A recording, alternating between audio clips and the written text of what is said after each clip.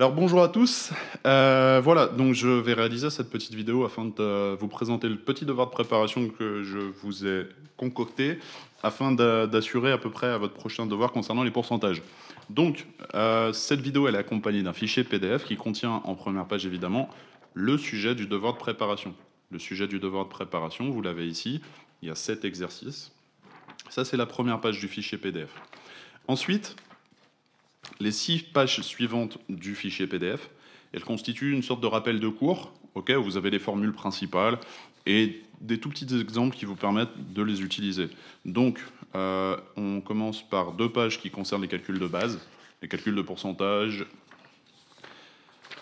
vous le regarderez. Ensuite, on a 2 pages qui concernent l'augmentation et la diminution d'une quantité de t% en passant par le coefficient multiplicateur. Je vous rappelle que ce nombre est important pour pouvoir simplifier les raisonnements. Ensuite, la 5e, c'est pareil.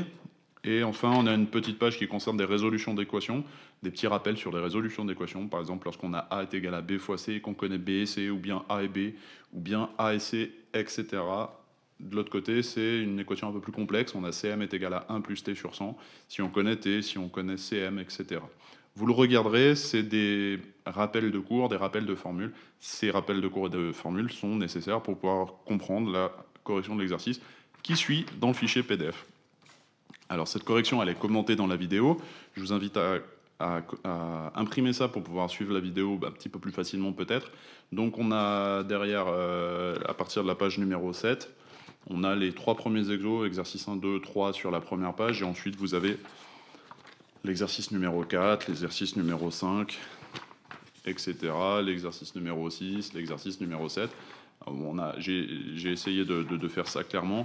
Bon, je l'ai fait un petit peu à l'arrache, hein. J'avoue que j'ai fait ça assez rapidement. Imprimez-le, regardez-le.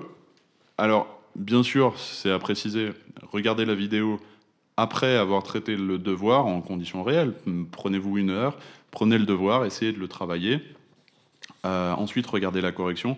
Regardez la correction sans chercher le devoir et les réponses. C'est pas extrêmement utile. On va pas se mentir, on va pas se le cacher. Donc prenez le temps de le travailler, faites ça bien, et puis surtout, je vous souhaite bon courage pour votre devoir sur les pourcentages. Voilà, à bientôt, au revoir. On va regarder un petit peu ce devoir de préparation. Ce devoir de préparation, il porte sur les pourcentages, les calculs de pourcentage, les évolutions, etc. Et vous avez ici 7 exercices qui correspondent à peu près à ce que vous avez normalement déjà vu. On va regarder en détail l'exercice numéro 1. Allez, on va le lire ensemble. Donc on est dans un collège, on a des élèves. On en a une totalité de 253. Et parmi ces 253, il y en a 127 qui sont des filles. La question qu'on vous pose, c'est quel est le pourcentage de garçons ?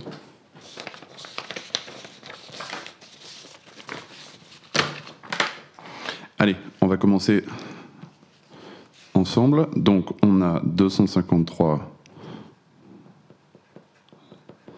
élèves en tout, et parmi ces 253 élèves, on en a 127 qui sont des filles. Ce qu'on vous demande, c'est le pourcentage de garçons. Donc on va très rapidement calculer le nombre de garçons, 127 pardon, et donc 253 moins 127, ça fait évidemment 126, ce qui nous fait donc, à l'intérieur de cet ensemble de 253 inscrits, 126, qui ont une spécificité qui nous intéresse, c'est-à-dire qui sont des garçons. Si on souhaite calculer le pourcentage, on le sait, c'est NA sur NE multiplié par 100, ce qui nous donne 126 sur 253 multiplié par 100, ce qui nous donne environ 49,8% des enfants, des élèves qui sont des garçons. Hop. Allez, on va passer au suivant. L'exercice numéro 2. Donc, on a ici une évolution. On voit que quelque chose est passé de quelque chose à autre chose. Et en l'occurrence, on a un revenu annuel qui est passé de 32 000 à 25 600 euros. La question qu'on vous pose, c'est quel est le pourcentage de baisse ? Alors pour répondre à cette question, on a plusieurs méthodes. On va utiliser premièrement la formule classique qui nous permet d'avoir la valeur d'arrivée moins la valeur de départ divisé par la valeur de départ. Et alors, ça se transforme en 25 600 moins 32 000 sur 32 000. Et en calculant ça, ça nous donne donc moins 0,2. Attention, si on veut le pourcentage, on va devoir multiplier cette valeur par 100, ce qui nous donne moins 20%. L'évolution du revenu annuel qui est passé de 32 000 à 25 600, c'est dans un premier temps moins 20%. Alors j'aimerais bien regarder avec vous une autre méthode, celle qui consiste à passer par le calcul du coefficient multiplicateur. Elle va être importante cette méthode parce qu'elle va être utilisée dans les exercices suivants. Alors si on regarde, le coefficient multiplicateur, qui correspond à la baisse, on ne le connaît pas. Par contre, on sait que le revenu de base, 32 000 euros, multiplié par ce coefficient multiplicateur inconnu, nous donne le salaire annuel après la baisse, c'est-à-dire que on peut écrire cette équation, on peut dire que 32 000 fois le coefficient multiplicateur qui correspond à l'évolution est égal à 25 600. Pour trouver la valeur de ce coefficient multiplicateur, on va simplement diviser 25 600 par 32 000. Et le coefficient multiplicateur, on le trouve après calcul, c'est 0,8. La question, c'est quel est le pourcentage de baisse qui correspond à ce coefficient multiplicateur. Alors, pour rappel, le coefficient multiplicateur, c'est 1 plus ou moins t sur 100. Hop. Donc en remplaçant ce qu'on connaît, on a 0,8 est égal à 1 plus t sur 100. Donc on se retrouve avec cette équation. Pour résoudre cette équation, il va simplement falloir soustraire 1 des deux côtés, ce qui nous donne 0 moins 0,2 est égal à t sur 100. Une fois qu'on en est là, on va multiplier par 100 des deux côtés, ce qui nous donne moins 20 est égal à t. Directement, on a le taux ici de baisse avec le petit moins qui va bien. Et on se retrouve bien avec moins 20%. C'est exactement le même résultat que précédemment. Il y a plusieurs méthodes pour arriver à la réponse. Ok, on va mettre ça de côté. Ça, c'est vraiment des exercices préliminaires. Ça, c'est pas des exercices à rater, hein. C'est des exercices de base. C'est là où vous allez récupérer les points facilement. Okay, ensuite, il y aura des exercices un peu plus évolués, on va le voir. Alors, l'exercice 3, on va le lire ensemble. Donc, encore une fois, on a ici une trottinette de l'espace qui coûte, en l'occurrence, 125 000 euros après taxe. Hein, c'est TTC, c'est-à-dire que c'est le prix payé par le client. La question qu'on vous pose, c'est quel est le prix hors taxe ? Et on vous donne une information, on vous dit en l'occurrence, c'est un produit un peu spécial, hein, c'est la TVA qui est à 35% sur cet objet. Alors pour schématiser un petit peu, pour rappeler un petit peu comment ça fonctionne, on a un prix de base, et ce prix de base, on va lui ajouter, on va l'augmenter du montant de la TVA. Et ce prix de base augmenté de la TVA va nous donner le prix final payé par le client. Prix final. Hop. Alors, comment utiliser cette idée ? Le prix final, on le connaît, c'est 125 000 euros. Le prix de base, on ne le connaît pas, on va l'appeler X. Prix de base, prix hors taxe, si vous préférez. Prix hors taxe, on va l'appeler, on va dire qu'il est égal à X. Le prix hors taxe, on va dire que c'est X. Donc, on va dire que X, augmenté de la TVA, est égal à 125 000. Et c'est là qu'intervient le coefficient multiplicateur. Vous savez que pour augmenter une quantité d'un certain pourcentage, il faut la multiplier par le coefficient multiplicateur qui correspond à ce pourcentage. En l'occurrence, le coefficient multiplicateur qui correspond à 35%, c'est, on va le noter, le CM de 35% en plus, c'est égal à 1 plus 35 sur 100. 35 sur 100, ça vaut 0,35 et ça fait simplement 1,35. Donc on sait que lorsqu'on veut augmenter une quantité de 1,35, il faut la multiplier par ce coefficient multiplicateur qui est là. Ainsi, X multiplié par 1,35, X c'est le prix de base inconnu multiplié par 1,35, nous donne 125 000. On a mis en équation notre question, et une fois qu'on a fait ça, il suffit de la résoudre, cette équation. Et lorsqu'on aura résolu l'équation, on aura trouvé X, c'est-à-dire le prix initial. Alors, Pour résoudre l'équation, on va diviser des deux côtés par 1,35, ce qui nous donne x est égal à 125 000 divisé par 1,35. Et après calcul, ça nous donne environ, de mémoire, pardon, les réponses sous les yeux, je vais les trouver. 92 592,6 €. Voilà. Le prix initial, c'est 92 592,6 €. Alors, pour confirmer ce résultat, je vous invite très fortement à faire le calcul inverse. C'est-à-dire partir du principe qu'on a un objet qui coûte hors taxe 92 592,6 €. Et cet objet hors taxe, on va l'augmenter du montant de la TVA, c'est-à-dire 35%. Et pour faire ça, on va prendre le prix de base, 92 592,6.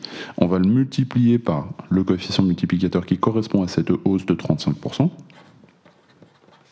Faites le calcul sur votre calculatrice et vous trouvez qu'on trouve pratiquement 125 000. Ça, c'est normal, c'est parce qu'on a arrondi le résultat ici. Mais ça vous permet d'avoir la sécurité de savoir que votre réponse elle est correcte par rapport à la question que vous vous êtes posée. Ok ? C'est un exercice qui est un tout petit peu plus complexe que les autres. C'est une des manières de le résoudre. Hop, on va passer à la suite. Allez. Encore une fois, exercice numéro 4. On va le lire ensemble. Donc on a la population d'un département qui est en 2017 de 2 millions d'habitants. Hop. Et il se trouve que cette population, elle subit une augmentation qui est régulière, c'est une augmentation chaque année de 2,6%. Et les questions qu'on vous pose, c'est dans cette hypothèse, quelle sera la population en 2027, en 2047, en l'an 2300, premièrement, et ensuite on vous demande en quelle année cette population est-ce qu'elle aura triplé. Hop. Je vais prendre une autre feuille pour que ce soit plus propre. Donc, on va premièrement réfléchir à qu'est-ce que signifie augmentation de 2,6%. Je vous rappelle que le coefficient multiplicateur qui correspond à une hausse de 2,6%, il se calcule très simplement en opérant ici 1 plus 2,6 sur 100, ce qui nous donne 1 plus 0,026. Attention au 0 ici, il ne faut pas l'oublier. Ce qui nous donne 1,026. Augmenter une quantité, peu importe ce qu'elle soit, de 2,6%, ça correspond à multiplier ce nombre par 1,026. Vraiment important ici. Et alors cette quantité, si on l'augmente plusieurs fois, par exemple 2 millions, si vous voulez augmenter une fois, il suffit de la multiplier une fois par 1,026. Si vous voulez l'augmenter deux fois, il faut la multiplier deux fois par 1,026, etc., etc. Et la première question qu'on vous pose, c'est quelle sera la population en 2027 ? On va simplement faire un petit calcul rapide. 2027, ça correspond à combien d'années de hausse, puisqu'on démarre en 2017 ? Ça fait 2027 moins 2017, et ça fait 10 années de hausse. Et alors si on revient à notre problème, 2 millions, on va l'augmenter une fois de 2,6%, deux fois de 2,6%, etc. On va l'augmenter 10 fois de 2,6%. Et alors il y a une petite remarque concernant cette chose-là. Ça, pour le noter simplement, on utilise la puissance, on note que c'est 1,026 exposant 10. Et donc c'est bien 2 millions qu'on va multiplier par 1,026 exposant 10. Et si vous faites le calcul, ça revient à 2 585 256 habitants. Hop, rapidement. Alors pour les questions suivantes, en 2047, en l'an 2300, il suffit de trouver le nombre d'années d'augmentation que va subir la population. En l'occurrence, de 2017 à 2047, de 2047 à 2017, il y a 30 années de hausse. Et donc sur le même modèle, il suffit de multiplier 2 millions, le nombre de départ, par 1,026, cette fois non pas 10 fois, non pas puissance 10, mais puissance 30. Et si vous faites ce calcul, ça vous donne environ 4 319 672 habitants. Et puis pareil pour l'an 2300, ce qui va se passer en l'an 2300. En 2300, si vous faites le calcul 2300 moins 2017, ça vous donne 283 années de hausse. Et pour trouver le résultat, il suffit d'augmenter 2 283 fois de 2,6%. Et ça nous donne donc multiplié par 1,026, exposant 283. Et ça vaut 2 855 834 891 environ, évidemment, là aussi, et là aussi je crois. Bref, on va pas s'attarder trop sur cette chose-là. L'essentiel étant de voir que 10 années de hausse correspondent à multiplier par le coefficient multiplicateur de la hausse, puissance 10. 30 années de hausse, ça correspond à puissance 30. Et 283 années de hausse, ça correspond à puissance 283 pour le coefficient multiplicateur. Vous voyez ici l'importance du coefficient multiplicateur. On va mettre ça de côté et on va se poser la question suivante. La question suivante, c'est en quelle année cette population elle aura-t-elle triplé. Donc la population, si on vous parle de triplé, triplé ça veut dire multiplié par 3. Multiplié par 3, ça revient à avoir la population qui dépasse 6 millions d'habitants. 3 fois 2, ça fait 6. Pas de souci avec ça. Donc, pour trouver ça, il faudrait savoir par quoi est-ce qu'il faut multiplier 2 millions pour obtenir 6 millions. Hop. Quel est l'exposant qu'il faut mettre ici, puisque ça va correspondre au nombre d'années de hausse pour obtenir 6 millions. Et bien pour résoudre cette équation, pour résoudre cette équation, on va y aller par tâtonnement. On va se rendre compte d'un truc, on va essayer avec 40, avec 50 ans, avec 60 ans, etc. Puis on va se rendre compte que ça correspond à peu près entre 40 et 50 ans. Bon, ensuite, on va affiner un petit peu, puis on va calculer, par exemple, je vous donne pour 42, 2 millions d'habitants augmentés de 2,6% au bout de 42 ans, ça nous donne environ 5 800 000, j'arrondis un peu à la truelle, mais c'est pas grave, ça nous donne environ 5 800 000 habitants, voilà, pour vous donner une idée. Et on se rend compte que si vous faites la même chose, mais avec 43 ans de hausse, là par contre on dépasse 6 millions, ça donne 6 millions, 30 000, etc. Pareil, j'arrondis, mais on s'en fiche, c'est pas le problème. Et on se rend compte qu'au bout de 42 ans, le nombre d'habitants il est que de 5 800 000. Au bout de 43 ans, le nombre d'habitants il est de 6 millions. Conséquence, en quelle année cette population aura-t-elle triplé ? Elle aura triplé au bout de 43 ans. Et pour savoir l'année en laquelle vous serez dans 43 ans, il suffit d'ajouter 2017 et 43. C'était 3, 10, 4 et 1, 5 et 1, 6. C'est en 2060. D'accord ? C'est bien en 2060 que cette population, elle aura triplé. Hop. Bien sûr, je ne fais pas les phrases-réponses, etc. Faites attention à bien répondre correctement. Pas une phrase-réponse à la question qu'on vous pose. La question qu'on vous pose, c'est en quelle année cette population aura-t-elle triplé ? La réponse est simple, c'est la population aura triplé en 2060, tout simplement. Bref, allez, on met ça de côté. On va attaquer l'exercice numéro 5. Finalement, ça se fait bien. Ça fait combien de temps qu'on y est, là ? Pour info, ça fait 16 minutes 50. Bon, à peu près. Bon quart d'heure. Ça, c'est un travail que vous pouvez faire au brouillon. Alors, ensuite, passer à la rédaction. Bref. Donc, exercice numéro 5. Là, on a des augmentations successives. En l'occurrence, on a une quantité. On ne sait pas ce que c'est cette quantité, mais on s'en fiche encore une fois. C'est en l'occurrence l'indice de la bourse, et c'est le prix des actions, quoi. Donc on voit que l'indice, il a augmenté un premier jour de 3,2%, puis il a diminué de 4,5%, puis il a diminué de 1,2%, puis il a augmenté, etc., de 4,02%.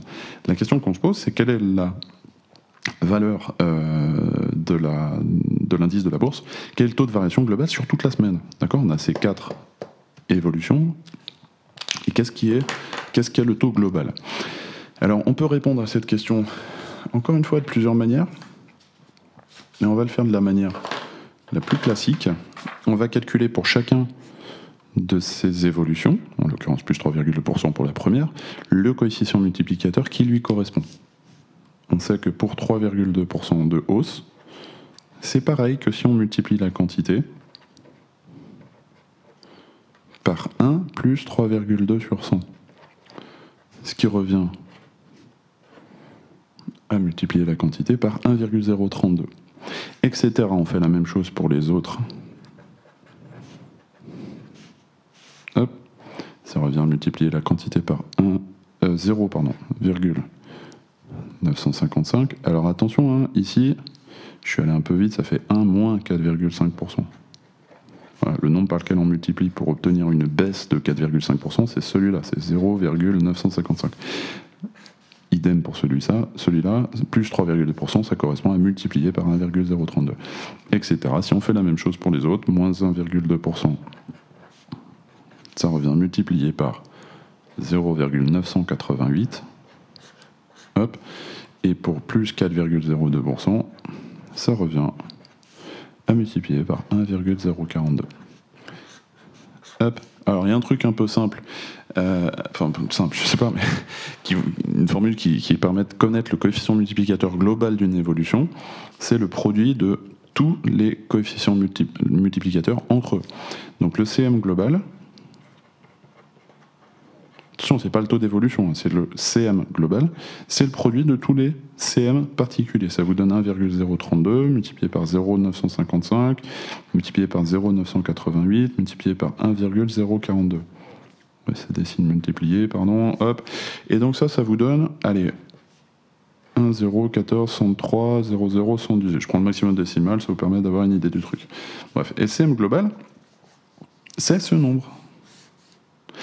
Mais la question, c'est pas le CM global, c'est le taux de variation globale. Et comme précédemment, le CM global, il est égal à 1 plus le taux global sur 100. Nous, ce qu'on cherche, c'est ça, c'est le taux global. Le CM global, on le connaît, il est là. Donc on va écrire dans l'équation 1,01463, blablabla, est égal à 1 plus taux global sur 100. Et puis on va résoudre l'équation. Pour résoudre l'équation, il suffit de soustraire un des deux côtés. Donc on obtient 0,1463 est égal à taux global sur 100. Et pour avoir le taux global tout court, il faut multiplier par 100 des deux côtés. Et si on multiplie par 100, j'espère que je ne suis pas sorti du cadre, si on multiplie par 100 des deux côtés, et ben ça vous donne environ 1,463%. Voilà. Le taux global d'évolution de cet indice de la bourse sur la semaine, c'est 1,436%. Voilà. Pareil, on va mettre ça de côté, et puis on va attaquer le dernier. Le dernier, c'est l'exercice... Ah non, c'est l'avant-dernier, pardon. Hop. L'exercice numéro 6. La question qu'on vous pose ici, c'est quel est le pourcentage de hausse qui est appliqué 5 fois de suite correspond à une hausse de 50%. Alors, on va étudier une hausse de 50%. Ça correspond à quoi une hausse de 50% ? Plus 50%, c'est pareil que multiplié par un coefficient multiplicateur qui est, on va le voir, CM50, c'est 1 plus 50 sur 100. Et ça vaut 1,5. C'est-à-dire que lorsqu'on augmente une quantité de 50%, en fait, on la multiplie de 1,5, par 1,5, pardon. La question, c'est quel est le pourcentage de hausse qui est appliqué 5 fois de suite, c'est important, 5 fois de suite, correspond à une hausse de 50%. Et bien, on va exprimer le coefficient multiplicateur de ce taux qu'on ne connaît pas. On sait que c'est 1 plus t sur 100. Et ce truc-là, on va l'appliquer 5 fois de suite. Donc, on va multiplier la quantité par ce nombre, ou le CM si vous préférez, c'est pareil, hein, c'est les mêmes, une fois, puis une autre fois, puis encore une autre fois, etc. Et ça, on va le faire 5 fois de suite. Et on veut qu'à la fin, alors je vais le noter une dernière fois, on veut qu'à la fin, quand on multiplie par ça, ce soit comme si on multipliait par 1,5. C'est ce qui est écrit ici. C'est égal pourcentage de hausse qui est appliqué 5 fois de suite correspond à une hausse de 50%. C'est-à-dire que multiplié par ce truc-là, ça donne la même chose que si on multiplie par ce truc-là. Donc rien que d'écrire ça, on a mis en équation notre problème. Le truc, c'est qu'on n'est pas près de la résoudre encore. Hein. L'inconnu étant t. Mais déjà, on est sur la piste. Alors, hop, on va remplacer le nombre de gauche de l'équation par un truc qui est plus simple à écrire. Hop, c'est 1 plus t sur 100 à l'exposant 1, 2, 3, etc. 5. Et ça nous donne 1,5.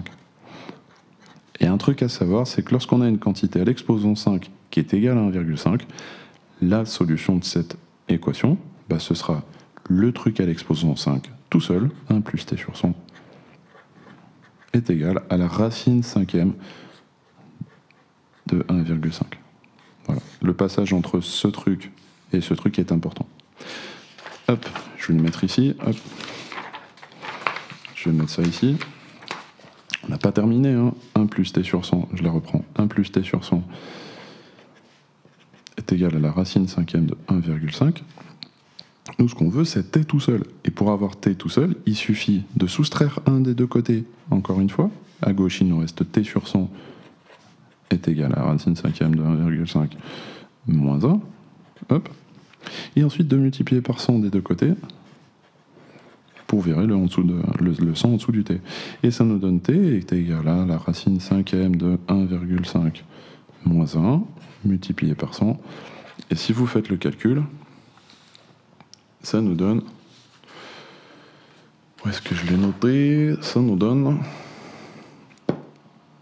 environ t environ égal à 8,45%. Hop. Vous pouvez vérifier ce résultat. Vous prenez une quantité n'importe laquelle. Vous prenez 200. Vous l'augmentez de 50%. Fois 1,5. 5 fois 2, 10, ça fait 300. Hop.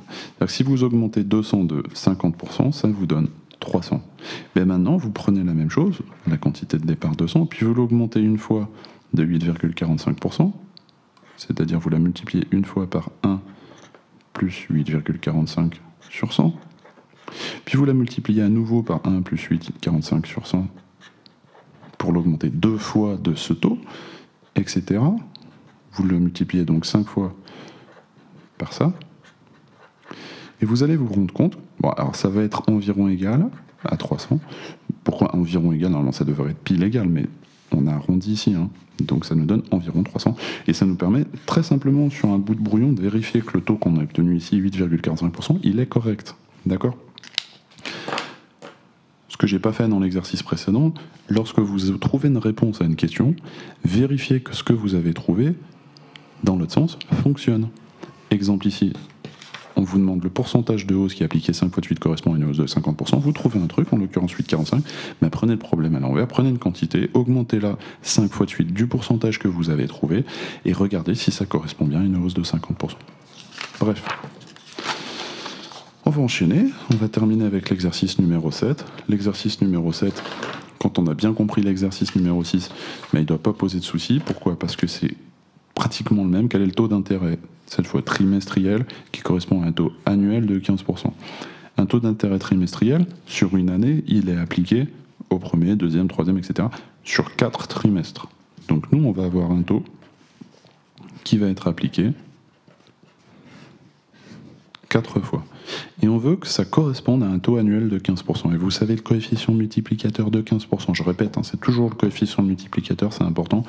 Le taux annuel de 15%, bah, c'est 1 plus 15 sur 100. Ça vous donne donc 1,15. Hop. Ok. Le taux d'intérêt trimestriel appliqué 4 fois, c'est-à-dire 4 trimestres, qui est égal à un taux annuel de 15%, bah ça nous donne cette équation. Pour déjà d'une, écrire l'équation, c'est extrêmement important. Ça montre que vous avez compris de quoi il en ressort, quoi. Quelle est la situation. Écrire cette équation, c'est la première des choses. Ensuite, la résoudre. Bah pour la résoudre, c'est comme précédemment, on va faire 1 plus t sur 100 est égal à la racine, cette fois quatrième de 1,15. Je ne m'étends pas trop sur la racine quatrième. Ça fait t sur 100 est égal à ce truc, racine quatrième de 1,15 moins 1, ça fait t est égal à tout ça, racine quatrième de 1,15 moins 1 multiplié par 100. Et si vous faites votre application numérique, ça vous donne environ 3,556%. Hop, tac. Et encore une fois, vous prenez votre taux, vous prenez une quantité, vous l'augmentez 4 fois de ce taux, et vous voyez si ça correspond à votre quantité de départ augmentée de 15% pour vérifier votre réponse. Voilà, j'ai essayé de faire ça très bref, d'accord, pour que ce soit pas trop casse-tête. Je vous invite à bien travailler ces exercices, et si vous avez des questions, à les poser dans les commentaires, etc. J'essaierai d'y répondre. En tout cas, bon courage à vous, et passez une très bonne journée. Merci, au revoir.